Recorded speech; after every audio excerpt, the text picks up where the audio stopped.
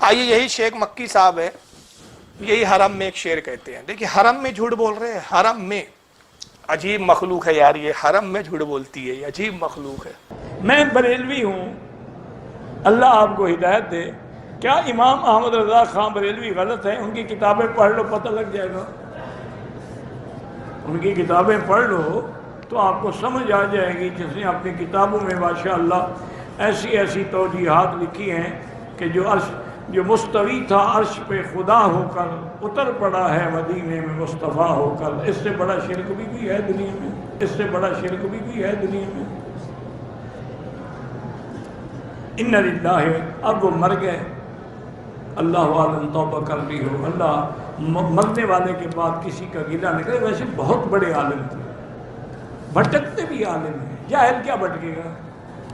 جو تیرنا نہ جانتا ہو کیسے ڈوبے گا؟ وہ تو کنارے پہ کھڑا رہے گا نا. تیرنے والا ڈوبتا ہے.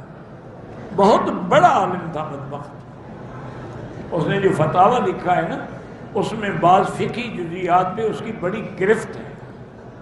پوچھنے والا پوچھتا ہے کہ میں بریلی ہوں تو کیا امام احمد رضا خان صاحب جو ہے وہ غلط تھے؟ وہ میں بریلی ہوں، سوال کرنے والے نے کہا تو کیا امام احمد رضا غلط تھے؟ تو مولوی صاحب جواب دیتے ہیں کہ مولانا احمد رضا کی آپ کتابیں پڑھیے، ان کی جب آپ کتابیں پڑھیں گے تو آپ کو پتہ لگ جائے گا کہ ان کے عقائد کیسے تھے. ایسی ایسی توجیحات انہوں نے بیان کی، مطلب ایسی ایسی بیہودہ اور ایسے بے تکی باتیں بیان کی کہ ماشاء اللہ علامان والحفیظ. اور پھر انہوں نے مثال دیتے کہا کہ دیکھو صاحب، احمد رضا خان صاحب کا جو ایک عقیدہ شرکیہ تھا. کیا عقیدہ تھا؟ کہتے وہی جو مستوی عرش تھا خدا ہو کر اتر پڑا وہ مدینے میں مصطفیٰ ہو کر. کہا کہ دیکھو یہ عرش پر تو خدا ہے، گویا وہ یہ بتانا چاہ رہے کہ عرش پر خدا ہے. اور انہوں نے احمد رضا خان صاحب نے کیا کہہ دیا؟ عرش پر کون ہے؟ مصطفیٰ صلی اللہ علیہ وسلم ہے. کہتے اس سے بھی بڑا کوئی شرک ہو سکتا ہے؟ کتنا بڑا شرک ہے صاحب. اب تو بیچارے مر گئے تھے، بہت بڑے عالم، لیکن گمراہ ہو گئے. یہ شیخ مکی صاحب کے جملے ہیں. اب یہ تو خیر زندہ ہے. اب ایک پہلے تھے ایک صاحب، انتقال ہو گیا، وہ بھی مر گئے، مٹی میں مل گیا وہ تو. اب تو ان کی جسم کی ہڈیاں بھی نہیں بچی ہوں گی. ڈاکٹر اسرار احمد صاحب، وہ بھی صاحب یہی کہتے ہیں، یہی شعر وہ پڑھتے ہیں اور کہتے ہیں کہ دیکھیے آپ یہ شعر جو ہے صاحب کفری اور شرک کی عقیدہ ہے. وہی جو مستوی عرش تھا خدا ہو کر اتر پڑا وہ مدینے میں مصطفیٰ ہو کر. کیا ہے یہ؟ گاڈ انکارنیٹ، اوتار کا عقیدہ. وہ اوتار کا عقیدہ چاہے رام چندر جی کے لیے ہو، کرشن جی کے لیے ہو، یا محمد مصطفیٰ صلی اللہ علیہ وسلم کے لیے ہو، عقیدہ تو ایک ہی رہے گا. اور یہ آپ کے علم میں ہونا چاہیے. شعر کس کا ہے؟ مولانا احمد رضا خان صاحب بریلوی.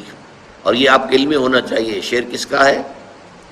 مولانا احمد رضا خان صاحب بریلوی. لیکن یہ بھی نوٹ کر لیجیے ساتھی کہ ان کے مسلک کے ایک بہت بڑے عالم جو لاہور میں ہوتے تھے، مولانا محمود احمد رضوی، مرحوم، ان کا انتقال ہو گیا ہے. روزنامہ پاکستان میں ایک دفعہ ایک فورم میں بعض لوگوں نے یہ مسئلہ چھیڑ دیا کہ مولانا احمد رضا خان صاحب بریلوی، انہوں نے تو یہ شعر کہا ہے، وہی جو مستوی عرش تھا خدا ہو کر اتر پڑا وہ مدینے میں مصطفیٰ ہو کر. تو مولانا محمود احمد رضوی صاحب نے فرمایا کہ اس پر ہمارا عقیدہ نہیں ہے، یہ ہمارے عقیدے میں شامل نہیں ہے. انہوں نے اعلان برات کیا. اوتار کا عقیدہ ہے یہ. ہندوؤں کیا ہے نا وہ اوتار کا عقیدہ کہ صاحب جب پاپ بڑھ جاتے ہیں تو وہ ایشور جو ہے نعوذ باللہ من ذالک خدا جو ہے وہ اوتار لیتا ہے. تو کہتے ہیں کہ یہ اوتار کا عقیدہ ہے کہ صاحب عرش پہ بیٹھے ہوئے تھے مصطفیٰ، خدا بن کر زمین پہ اتر پڑے. حالانکہ یہ ایک تشریح کا ایک لمبا ہو جائے گا، انشاءاللہ اس پہ کبھی میں بیان کروں گا، لیکن ایک مختصر سی میں یہ بات کر دوں کہ سب سے پہلی بات، عرش پر بیٹھنا، یہ خدا عرش پر بیٹھا ہے یا خدا عرش پر بیٹھ سکتا ہے، یہ اہل سنت کا عقیدہ ہے ہی نہیں. وجہ یہ ہے کہ اللہ تعالیٰ جسم و جسمانیات سے پاک، بیٹھنے سے پاک، جہت سے پاک، سمتوں سے پاک. جب عرش نہیں تھا تب بھی وہ موجود تھا.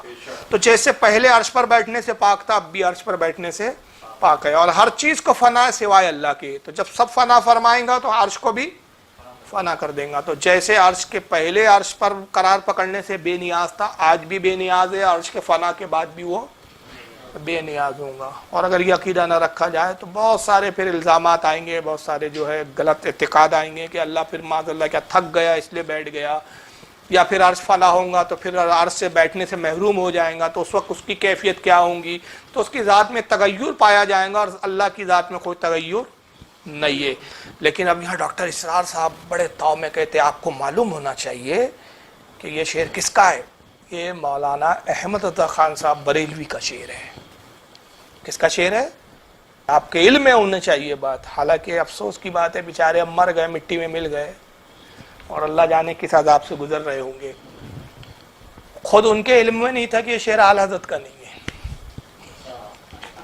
یہ لوگوں کو بڑے طاؤ میں کہہ رہے کہ آپ کے علم میں ہونا چاہیے کہ یہ شعر مولانا احمد رضا خان بریلوی کا ہے۔ اور یہ بیچارہ شیخ مکی، یہ تو اندھا معذور آدمی ہے، حرم میں بیٹھ کے ابو جہل والی حرکت ہے، اس بیچارے کو بھی نہیں معلوم کہ یہ شعر اعلی حضرت کا۔ میں نے کہا نا پہلے جھوٹی کتاب گڑو، جھوٹے شعر کسی منسوب کرو ادھر ادھر کے، کئی کی بھی لاؤ، کسی پہ بھی تھوپو اور اس کو مشرک قرار دو۔ اور اللہ کے رسول فرما رہے جس کو کافر کہا وہ کافر نہیں تو کفر کیا ہوگا؟ خود ہی لوٹ رہا ہے ان پر، ان کی اوقات ہی نہیں ہے کہ اعلیٰ حضرت کو یہ معاذ اللہ کچھ کہے۔ اعلیٰ حضرت کی تو شان وہ ہے کہ تیری دوزخ سے تو کچھ چھینا نہیں، خلد میں پہنچا رضا پھر تجھ کو کیا۔ یہ تو اعلیٰ حضرت کی شان ہے، ان کو تو یقین کامل تھا، یقین کامل سے بھی اعلیٰ منزل پر تھے کہ رسول کی محبت اور حضور کے دین کی خدمت کے صدقے میں جنت یقینی ہے۔ اس لیے کہتے ہیں کریم اپنے کرم کا صدقہ، لئی میں بے قدر کو نہ شرما تو، اور رضا سے حساب لینا، رضا بھی کوئی حساب میں ہے۔ یہ اعلیٰ حضرت کی شان تھی۔ پھر اس کے بعد اور دوسرا جھوٹ گڑا اپنی بات کو وزن دینے کے لیے ڈاکٹر اسرار صاحب، یہ بڑے بڑے اوتھینٹک پرسن لوگ تھے بھائی، بڑے، لیکن اتنے بڑے جھوٹے تھے یہ۔ لیکن صرف کیا تھی؟ بولنے کا ایک اسٹائل، لوگ اسٹائلوں پہ فدا ہو گئے صاحب، اور سمجھ نہیں پائے کہ کتنے جھوٹے اور مکار لوگ بیٹھے ہیں ممبروں پہ اور خطیب بن کے خطابتیں کر رہے ہیں۔ ہم مر گئے اب یہ تو، لیکن شیخ مکی تو زندہ ہے۔ تو میں ان شیخ مکی صاحب کو کہتا ہوں کہ چلو آپ ثابت کر دو کہ اعلیٰ حضرت کا شعر ہے، زندگی بھر غلامی کروں گا تمہاری، ثابت کر دو یہ شعر اعلیٰ حضرت کا ہے صاحب۔ پھر اسرار احمد صاحب زور دیتے ہوئے کہتے ہیں کہ صاحب ان کے مسلک کے، یعنی اعلیٰ حضرت کے مسلک کے ایک عالم تھے لاہور میں، تو مولانا محمود احمد رضوی صاحب، ان کے سامنے شعر آیا، یہ بات چھڑی کہ صاحب مولانا احمد رضا نے اس طرح کا شعر کہہ دیا ہے، تو انہوں نے واضح طور پر کہا کہ یہ ہمارا عقیدہ نہیں۔ بات تو بات کی ہے جی، عقیدہ نہیں، پہلے تو اعلیٰ حضرت کا شعر ہی نہیں، تو یہ قصہ بھی پورا کر ڈالا اس کے لیے۔ اب میں آپ کو بتاتا ہوں کہ یہ شعر ہے کس کا۔ یہ ہے میرے پاس اوریجنل کتاب، اوریجنل جی، دیوان آسی۔ کہاں سے چھپی ہے صاحب؟ یہ انجمن فیضان رشیدی، مٹیا بروج، کمرہٹی، کلکتہ، انڈیا کلکتہ سے چھپی ہے۔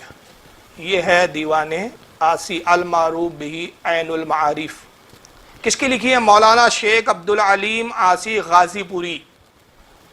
ان کی ولادت 19 شعبان 1250 ہجری کو ہوئی تھی۔ حالانکہ ان کے شعر میں جو ہے تعویلات ہے، اور علماء نے تعویل بھی پیش کی ہے اس کی، لیکن یہ شعر اعلیٰ حضرت کا نہیں بلکہ کس کا ہے؟ ان کا ہے، دیوان آسی میں، دیوان آسی کے اندر ہے۔ اس کے اندر یہ شعر ہے، پورا انہوں نے جو ہے وہ شعر لکھا ہوا ہے۔ تو خیر میں پڑھتا لیکن وقت زیادہ ہو جائے گا۔